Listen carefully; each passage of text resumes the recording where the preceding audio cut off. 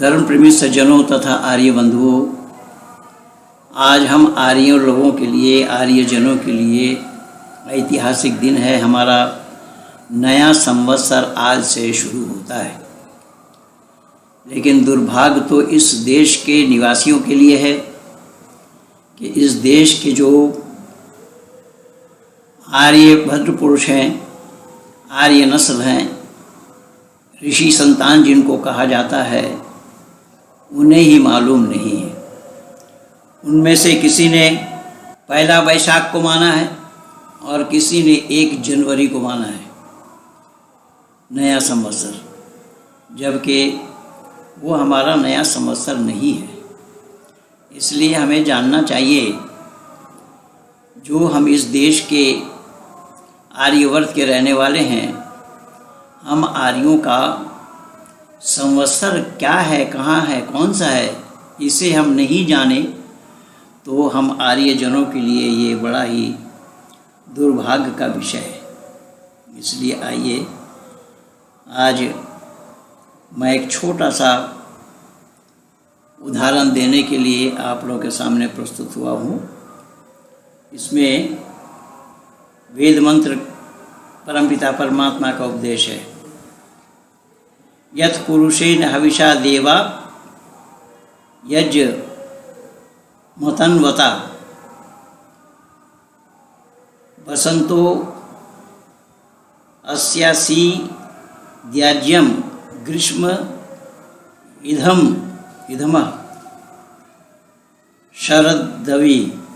शरदवी। इसका भावार्थ यह है, अब ग्रहण करने योग्य पुरुष पूर्ण परमात्मा के साथ, अर्थात परमात्मा को यजमान मानकर विद्वान लोगों ने यज्ञ ब्रह्मांड रूप हवन व्यवहार को फैलाया है। बसंत ऋतु इस यज्ञ का घी है, ग्रीष्म ऋतु ईंधन और शरद ऋतु हवन द्रव्य हुआ है। इसीलिए मैं निवेदन करूंगा कि सभी मित्रों को सपरिवार इस बसंतीय नव संश्रेष्ठी नव वर्ष की शुभकामनाएं, जो हम आर्यों के लिए परम कर्तव्य है। पर दुर्भाग्य तो ये है कि हमने इस सच्चाई को जाना नहीं, इस सच्चाई से कोसों दूर हैं। इस आर्यवर्त में ही, इस मर्यादा पुरुषोत्तम राम के देश में ही देशवासियों ने राम को ही जानने का प्रयास नहीं किया कि राम कौन थे। बंधुओं, मैं निवेदन करूंगा कि मर्यादा पुरुषोत्तम राम 1-2 दिन के लिए नहीं, 14 वर्ष के लिए जंगल गए थे। और मैं आज आप लोगों को ये भी बताऊंगा कि मर्यादा पुरुषोत्तम राम यह शादी भी किए थे। इसीलिए बारात का स्वागत भी जनक ने जाति भेद के अनुसार करवाया। उत्तम, मध्यम, नीच और लघु स्त्री पुरुषों को अपने अपने योग्य स्थान पर बिठाया गया। मैं नहीं कह रहा हूँ, ये कौन कह रहे हैं, ज़रा देख लीजिए।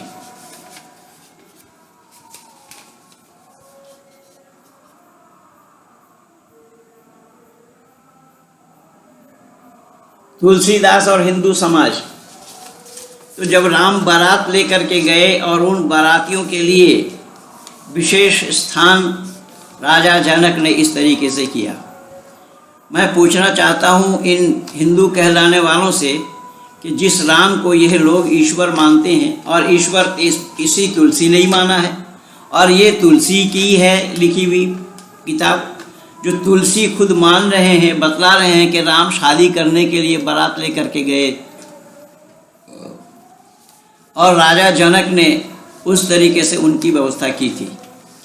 इनके ईश्वर भी शादी करते हैं। सुन लो दुनिया वालों, ये हिंदू जिनको ईश्वर कहते हैं, इनके ईश्वर भी शादी करते हैं और ससुराल में बारात लेकर के जाते हैं। अब इससे अंदाज़ा लगा लीजिए कि धरती पर कौन सा हॉस्पिटल है जिस हॉस्पिटल में, पागलखाने में इनको भेजा जाना संभव होगा। ये बाबा तुलसी ने खुद लिखा है। और राजा जनक कौन थे? कि वही मर्यादा पुरुषोत्तम राम के ससुर थे। जिस मर्यादा पुरुषोत्तम राम को ईश्वर कह रहे हैं, क्या ईश्वर का कोई ससुर होगा? ये कितनी हैरानी की बात है, आश्चर्य की बात है। और माता सीता कौन थी? मर्यादा पुरुषोत्तम राम के अर्धांगिनी थी। मर्यादा पुरुषोत्तम राम के अर्धांगिनी थी तो ईश्वर राम हुए, तो ईश्वर शादी भी करते हैं। केवल इतना ही नहीं, पूरा रामचरितमानस को देखिए और वाल्मीकि रामायण को देखिए, पूरा परिवार का वर्णन किया गया है। तुलसी ने भी की है और वाल्मीकि ने भी किया है, दोनों जगह पा जाएंगे आप। मर्यादा पुरुषोत्तम राम विमाता का आदेश का पालन करने के लिए 14 वर्ष के लिए जंगल गई। आदेश पिता का नहीं था, आदेश विमाता का था। विमाता ने आदेश दिया, पिता को सुनाया कि इनको 14 वर्ष के लिए जंगल भेज दो, मैं अपने बेटे का राज्याभिषेक करना चाहता हूँ। उसमें मर्यादा पुरुषोत्तम राम को भेज दिया गया। कहाँ? राजा दशरथ ये आदेश सुना करके ही मूर्छित हो गए थे। सुनो दुनिया वालों, राजा जनक नहीं, राजा दशरथ ये आदेश सुना करके मूर्छित हो गए थे। 14 वर्ष के लिए जंगल जा रहे हैं और वो राम अकेले नहीं गए, छोटा भाई लक्ष्मण भी साथ गए। इनके ईश्वर के भाई छोटे भी हैं और बीच वाले भी हैं। वो तो ईश्वर बड़े थे, बड़े भाई हैं ईश्वर, और इनके और छोटे भाई भी हैं।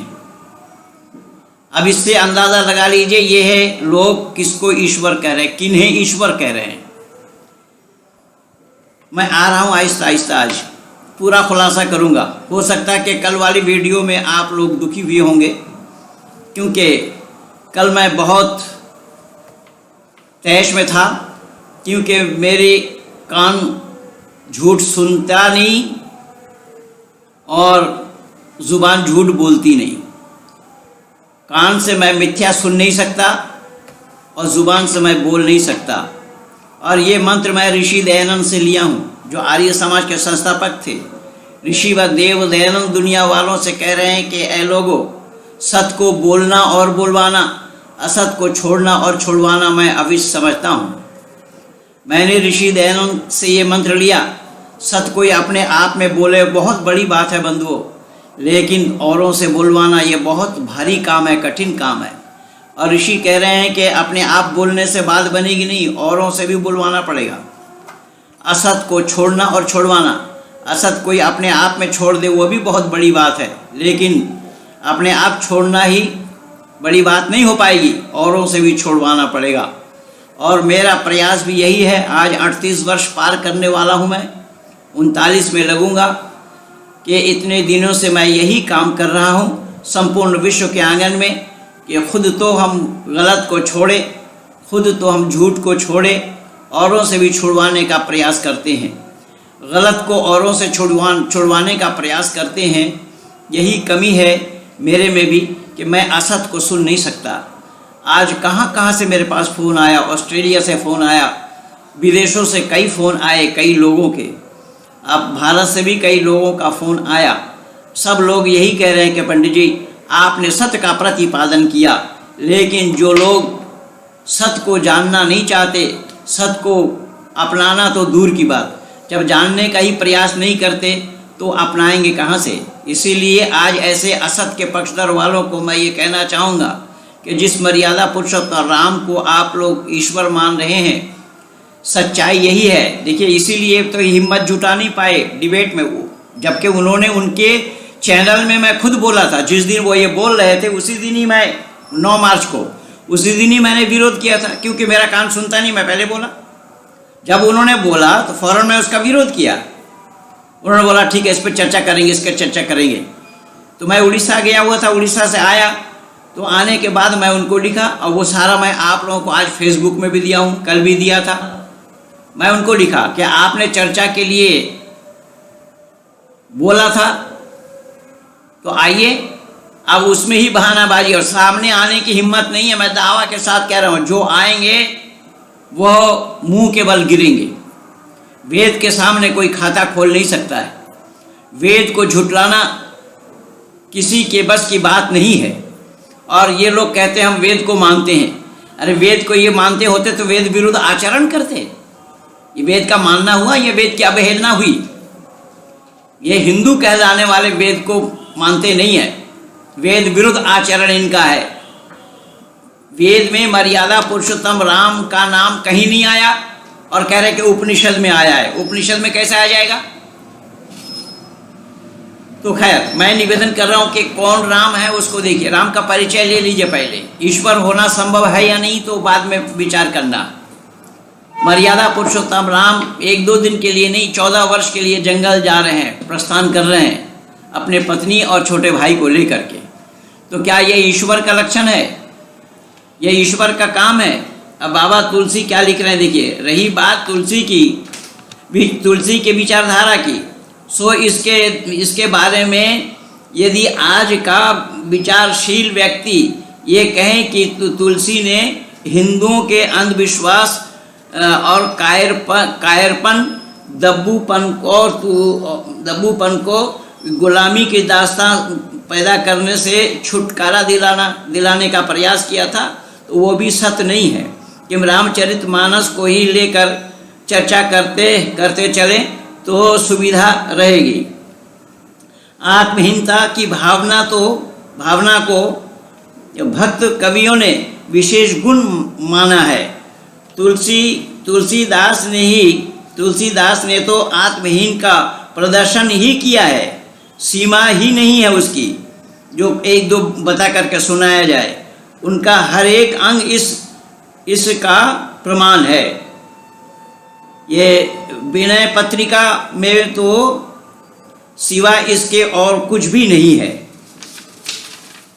ये बाबा तुलसी की किताब से ही मैं उठा करके दे रहा हूँ। केवल इतना ही नहीं, तुलसी ने जातिवाद को विशेष बढ़ावा देना चाहा। तुलसी ने जातिवाद, ये जो ब्राह्मणवादी है ना, ये इसी तुलसी ने ही तो ये सारा काम किया। क्या ब्राह्मण कौन है वो ही नहीं जान पाए। ब्राह्मण वो है ब्रह्मा जानाति स ब्रह्मणा, जो ब्रह्म को जानता है उसका नाम ब्राह्मण होता है। और ये ब्राह्मण हो करके ब्रह्म को जानते नहीं है, परमात्मा को जानते नहीं है, राम को परमात्मा मान रहे हैं और फिर अपने को ब्राह्मण भी बता रहे हैं। जबकि शास्त्र में आया है ब्रह्म जानाति स ब्रह्मणा, जो ब्रह्म को जानता है वो ब्राह्मण है। अब अचानक इसका कारण ये था कि मुसलमानों के काल तक आते आते हिंदुओं में जाति भावना की बेड़ियां ढीली होने लगी थी। क्योंकि ये जो कल मैं बोला हूँ कि भारत में मुसलमान कोई आसमान से टपके नहीं है, ज़मीन के अंदर से निकले नहीं है, ये हिंदुओं में से ही मुसलमान बने हैं। और मुसलमान बनने का कारण सिर्फ यही तुलसी के जातिवाद को बढ़ावा देने का ही एकमात्र कारण था।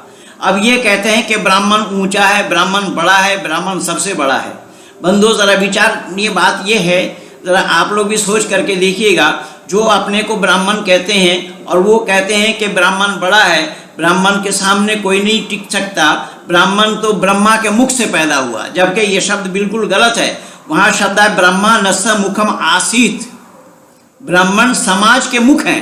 ब्राह्मण वही है जो दिशा निर्देश करता है, और ये जानते नहीं है तो दिशा निर्देश क्या करेंगे।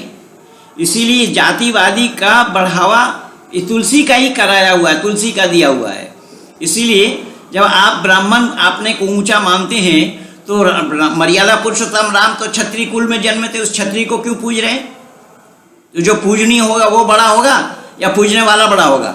अगर ये पूछा जाए तो क्या जवाब मिलना संभव होगा? इसलिए मैं निवेदन कर रहा हूँ कि ये जातिवाद का बढ़ावा केवल तुलसी ने दिया है, और वो इसलिए कि मुसलमान काल में इसके फलस्वरूप तथाकथित श्रेष्ठतम जाति ब्राह्मण बताया है। जो इसका ये घटना लगी है, ये मुफ्तखोरों की ही एक जाति है जिसको ब्राह्मण बताया गया। मैंने एकमात्र काम दूसरे की कमाई पर बढ़िया से बढ़िया खाना और उच्चता के नशे में मस्त घूमते रहना था। अपना धंधा बनाए रखने के लिए ज़रूरी था कि लोगों की भावनाएं उभर कर फिर से उन्हें जातिवाद की संकीर्णता में जकड़ा जाता। इसीलिए तुलसी ने कहा कि यद्यपि जगत के अनेक प्रकार के दारुण दुख हैं, तथापि जाति अपमान सबसे बढ़कर कठिन है। यद्यपि जग दारुण दुख माना, सब ते कठिन जाति अपमाना। अब इससे ही अंदाजा लगाइए कि इस हिंदू जाति का कितना सर्वनाश किया है। आज जो ये जातिवाद के इसमें जो लोग जुटे हुए हैं, वो इसका मूल कारण ये तुलसी है। इस तुलसी ने ही भारतवर्ष के लोगों को तबाह और बर्बाद किया है। ये इसके चौपाई से ही मैं बोला, चौपाई में उसने ये लिखा है, यद्यपि जग दारुण दुख नाना, सबसे कठिन जाति अपमाना। अब देखिए, जाति अपमान को सबसे कठिन बोल रहा है। इसीलिए बारात का स्वागत भी जनक के जाति भेद के अनुसार करवाया था। अब देखिए, जनक कौन था? राम जी के ससुर। अब राम जी के ससुर, इसका मतलब ये हुआ जो राम ईश्वर है उसके ससुर होंगे कोई। अरे यार, क्यों खामखाई नाटक कर रहे हो? ब्राह्मण बन करके नाटक क्यों कर रहे हो जब ब्रह्म को जानते नहीं हो? ये ब्राह्मण बनने का नाटक क्यों कर रहे हो? इसीलिए तो मैं कल बोला था, ये पोंगा पंडित है, ये पोप है। ऋषि दयानंद ने तो उनको पोप कहा है।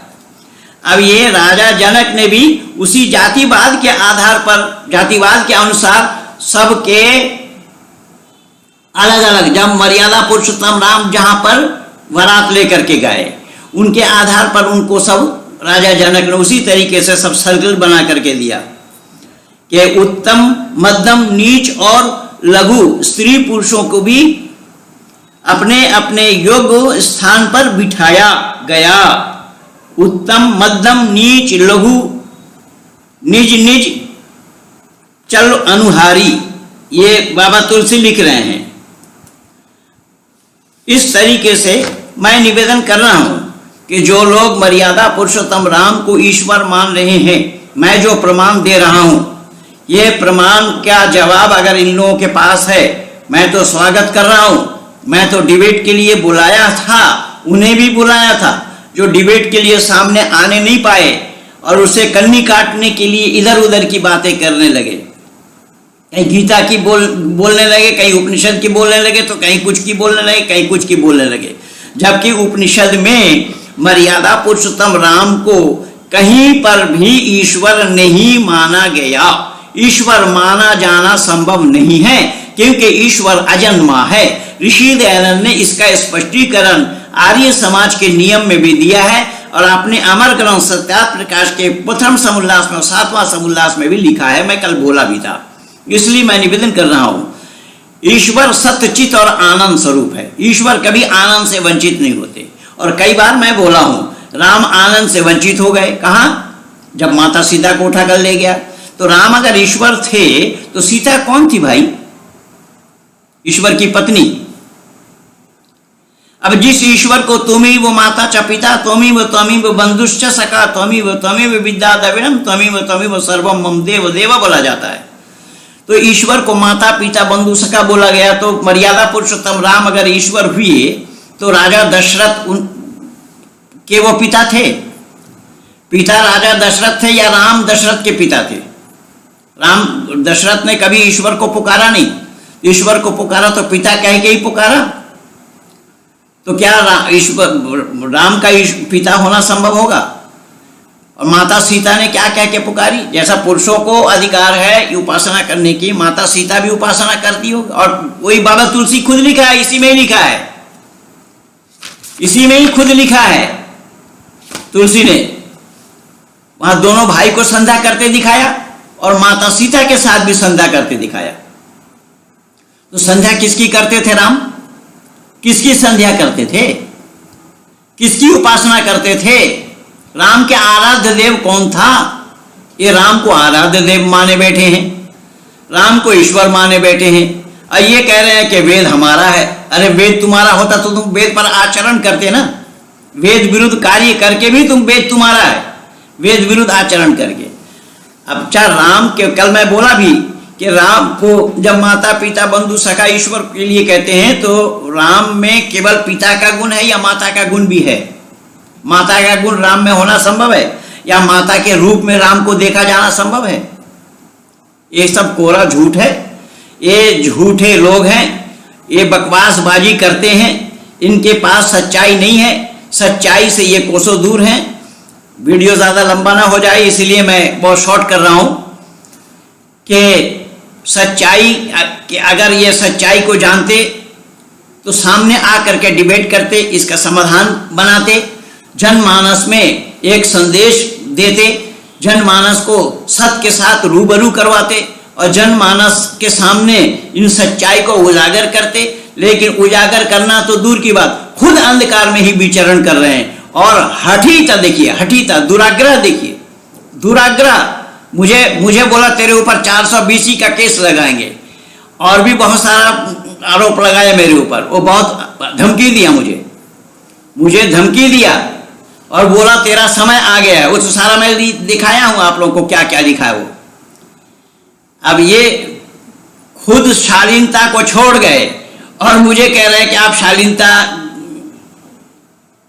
अपना नहीं रहे। जब उसने तू तड़ाके से बात लिखी तब मैंने उसको तू तड़ाके से जवाब दिया, क्योंकि मैं ऋषि दयानंद का अनुयायी हूं। सबके साथ प्रीति पूर्वक धर्म अनुसार यथा योग बरतने वालों में से हूं। ये ऋषि दयानंद ने आर्य समाज के 7वां नियम में लिखा है, इसीलिए मैं निवेदन कर रहा हूं। पहले तो मैं ऊपर लिखा भाई साहब करके लिखा है। भाई साहब आपने कहा था, देख लीजिए, यूट्यूब में लगा हुआ है, वहां फेसबुक में लगा हुआ है, व्हाट्सएप में भी लगा हुआ है। जब उसने शालीनता को छोड़ दिया तो मैं किसके लिए सम्मान करता, और उससे मैं आयु में छोटा भी नहीं हूं, मैं भी 70 साल से ऊपर हो रहा हूं। तो कहने का तात्पर्य मेरा यह है, खैर 70 साल हो या कुछ हो उसके लिए बात नहीं, लेकिन मैं कह रहा हूं कि हमारे साथ जैसा व्यवहार करोगे हम भी वैसा व्यवहार करेंगे। हम टिट फॉर टैट वाले हैं, सठे साठम समाचरित वाले हैं। ऋषि दयानंद की इस मंत्र को अगर लोग अपना लेते होते या योगेश्वर कृष्ण के जीवन से ये मंत्र ना सीख लिए होते। योगेश्वर कृष्ण तो वहां पर उपदेश दे रहे हैं, जब अर्जुन के रथ जब कीचड़ में धंस गया, अर्जुन विचलित हुए, योगेश्वर कृष्ण ने कहा अरे रथ मैं चला रहा हूं, तू विचलित क्यों हो रहा, चला तू काम कर, मार करण को। अब करण के साथ थोड़ी देर में यही घटना घटी, उसका भी रथ जा करके फंस गया कीचड़ में। योगेश्वर कृष्ण अर्जुन से कह रहे मार, तब करण उधर से बोल रहा है अर्जुन मैं जानता हूं कि तुझसे बड़ा शत्रु मैं अपने लिए किसी और को नहीं मानता, लेकिन मैं जानता हूं कि तू आर्य है, तू अनार्यपना का काम नहीं कर सकता, तू धर्म विरुद्ध काम नहीं कर सकता। मेरी गाड़ी कीचड़ में फंस गई है, मुझे निकालने ले। योगेश्वर कृष्ण उपदेश दे रहे हैं अर्जुन को, अर्जुन इसके बहकावे में मत आना। आज इसको धर्म याद आ रहा है, उस समय इसका धर्म कहां चला गया था जब भरी सभा में द्रौपदी का अपमान किया जा रहा था। उस समय उसका धर्म कहां था? क्या उस समय वो धर्म नहीं जानता था? और उस समय केवल कर्ण ही नहीं, वहां पर द्रोणाचार्य, कृपाचार्य और भीष्म पितामह जैसे दिग्गज लोग बैठे थे। किसी ने धर्म पर आचरण किया? माता द्रौपदी ने एक शब्द में ही सबको निरुत्तर कर दिया था। माता द्रौपदी ने पूछी थी कि महाराज ने अपने आप में दांव पे, जुआ के दांव पे पहले अपने आप को लगाया या परिवार को लगाया? तो लोगों ने कहा अपने आप को लगाया। अपने आप को लगाया तो हार गए, तो परिवार पर उनका अधिकार कैसे था? किसी के पास जवाब नहीं। योगेश्वर कृष्ण ने कहा इसको आज धर्म याद आ रहा है, इसके बात में मत बहक जाना, इसको आज धर्म याद आ रहा है। जब लक्षागृह में आग लगाई जा रही थी उस समय इसका धर्म कहां चला गया था? जब अभिमन्यु को मारा जा रहा था उस समय इसका धर्म कहां चला गया था? इसलिए मैं निवेदन कर रहा हूं, मैं ऐसे मंत्रणा वाले हूं, ये मंत्रणा मैंने ऋषि व देव दयानंद से ली है, इसलिए याद रखो, कोई भी हो, मैं किसी को बख्शने वाला नहीं हूं। मैं सत्य से विचलित नहीं होता हूं, सत्य पे अडिग हूं और रहूंगा मरते दम तक। परमपिता परमात्मा की असीम अनुकंपा है। सच्चाई के बेस पे मैं आज यहां तक पहुंच पाया हूं, केवल इसी सच्चाई को लेकर के मैं निवेदन कर रहा हूं, आओ सच्चाई को जानने के लिए सामने आकर के डिबेट करो। अगर उसमें मैं लिखा भी हूं, अगर आपका सत्य होगा तो मैं मान लूंगा और मेरा सत्य हो तो आप मान लेना, उसमें भी राजी नहीं हुआ। इससे ये अंदाजा लगा लीजिए कि ये लोग कितने शातिर हैं और इन्हीं लोगों के चलते आज संपूर्ण भारतवर्ष के मानव समाज त्रस्त है। ये हिंदू, जब वो हरिजन रहता है किसी मंदिर में, यही लोग चढ़ने नहीं देते। ये ब्राह्मण, तथाकथित ब्राह्मण, ये मंदिर में चढ़ने नहीं देते। अब सबरीमाला में क्या हुआ था, ये तो सब हमारे सामने ही है। पिछले दिन कानपुर में हुआ था, उन दिनों में मैं कानपुर में ही था, कानपुर में हुआ था, मंदिर में चढ़ने नहीं दिया। और जब वो हरिजन मुसलमान बन करके दाढ़ी ले करके इनके सामने से गुजरता है और यही हिंदू, यही ब्राह्मण, ये उनको चाचा कहकर अपने पास बिठाता है, अपने खाट पे बिठाता है। ये हिंदू, इसी का नाम हिंदू है। और ये ब्राह्मण अपने को बतलाते हैं, ऐसे ही ब्राह्मण लोग हैं। इसीलिए मैं निवेदन कर रहा हूं कि इन्होंने सर्वनाश किया है सत्य सनातन वैदिक धर्म का। सत्य सनातन वैदिक धर्म की रक्षा के लिए हमें एकजुटता दिखानी होगी, आना पड़ेगा सत्य के पास, सत्य के नजदीक। और वो सच्चाई केवल और केवल ऋषि व देव दयानंद के मंत्र से ही लिया जाना संभव होगा। ऋषि व देव दयानंद के सत्यार्थ प्रकाश से ही मिलना संभव होगा। ऋग्वेद आदि भाष्य भूमिका से मिलना संभव होगा। मैं विशेष करके आज दो किताब का नाम ले रहा हूं, एक सत्यार्थ प्रकाश और दूसरा ऋग्वेद आदि भाष्य भूमिका। इन दो किताब को मानव कहलाने वालों को पढ़ना चाहिए। अगर इन दो किताब को पढ़ जाएंगे तो सच क्या है, कहाँ है, किसके पास है, ये जान जाएंगे। लेकिन तथाकथित हिंदू जिनका नाम पढ़ा है, तथाकथित हिंदू जिनका नाम पढ़ा है, ये सच्चाई से कोसों दूर हैं। ये सच्चाई के नजदीक आना नहीं चाहा, सच्चाई के नजदीक आना नहीं चाहा और ना आ सकते हैं। और आर्य समाज को कोसते हैं कि आर्य समाजी ने ये किया, ये किया, ये किया, ये किया। अरे आर्य समाजियों ने तो इन हिंदुओं को बचाया। आर्य समाज अगर ना बनाए होते ऋषि दयानंद, आर्य समाज से लोगों को ना जुड़े होते ऋषि दयानंद, तो आज हिंदुओं को मोमबत्ती जलाकर ढूंढना पड़ता। याद रखो पंडित कहलाने वालों, ब्राह्मण कहलाने वालों, याद रखो कि इसी हिंदुत्व की रक्षा ऋषि व देव दयानंद के संगठन ने ही हिंदुत्व की रक्षा की है। आज संपूर्ण विश्व के आंगन में अगर कोई हिंदू कहलाता है, उसका रक्षक ही ऋषि व देव दयानंद है। लेकिन दयानंद को तो इन्होंने बाईपास किया है और जो मरते दम तक गोमांस खाते रहे, मूर्ति पूजा करते रहे, वेद को जानते नहीं है। अब जब ये कह रहे हैं कि हम प्रस्थानत्रयी को मानते हैं, वेदांत, उपनिषद और गीता। अच्छा, वेदांत इसका मतलब वेद से अलग है, और वेद से अलग है वो विवेकानंद वाला लिया है ना वेदांत। इसीलिए विवेकानंद का जो वेदांत है वो वेद से अलग है, वो उसकी निजी अपने विचार है वेदांत। लेकिन वेदांत हमारा एक दर्शन है, षट दर्शनों में वेदांत एक दर्शन का नाम है। लेकिन उस दर्शन को नहीं लिया, ये उससे अलग मानते हैं। इसीलिए तो विवेकानंद को भी बोलना पड़ा, प्रत्येक आत्मा अव्यक्त ब्रह्म है, जो कि वेद विरुद्ध है। इसीलिए मैं निवेदन कर रहा हूं, केवल इतना नहीं, अरे विवेकानंद ने तो उन अंग्रेजों के किए हुए वेद भाषा का समर्थन किया। एक दो प्रमाण भरा पड़ा है, विवेकानंद के पुस्तक से ही आप लोग देख सकते हैं। तो खैर, मैं ज्यादा आप लोगों के सामने आप लोगों का समय लेना नहीं चाहता।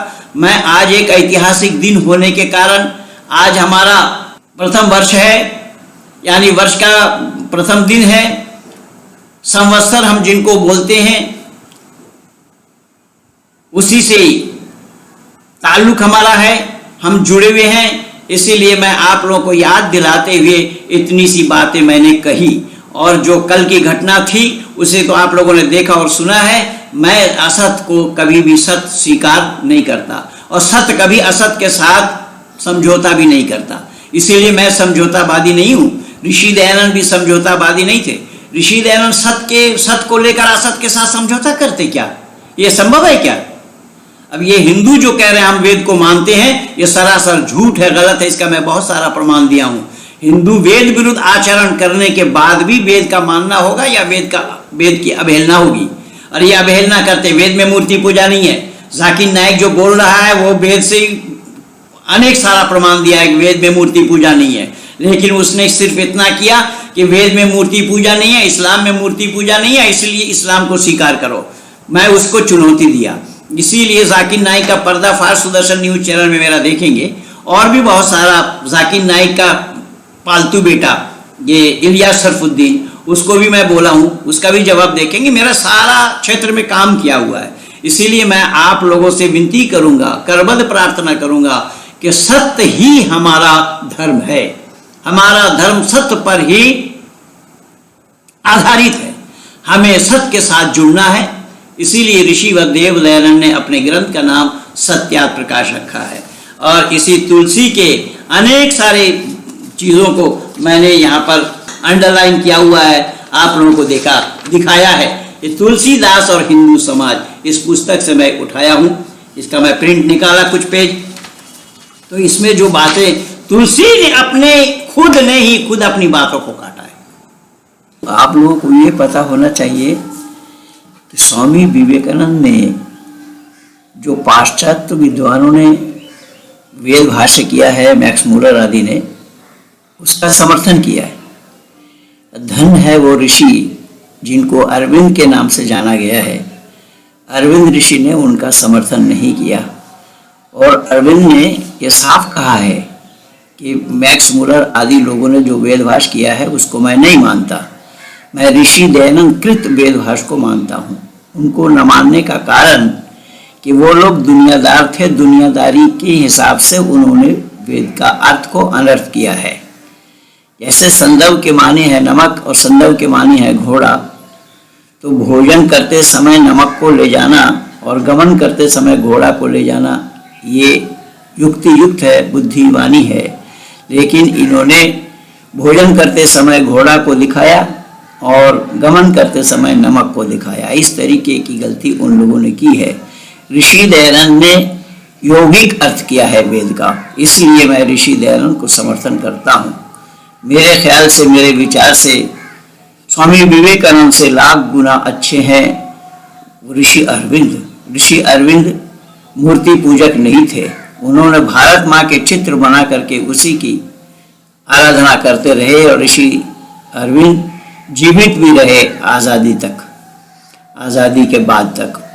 15 अगस्त को उन्होंने अपने हृदय विदारक घटना भी बताई है, जिसको मैं अपने पुस्तक में भी अंकित किया हूँ।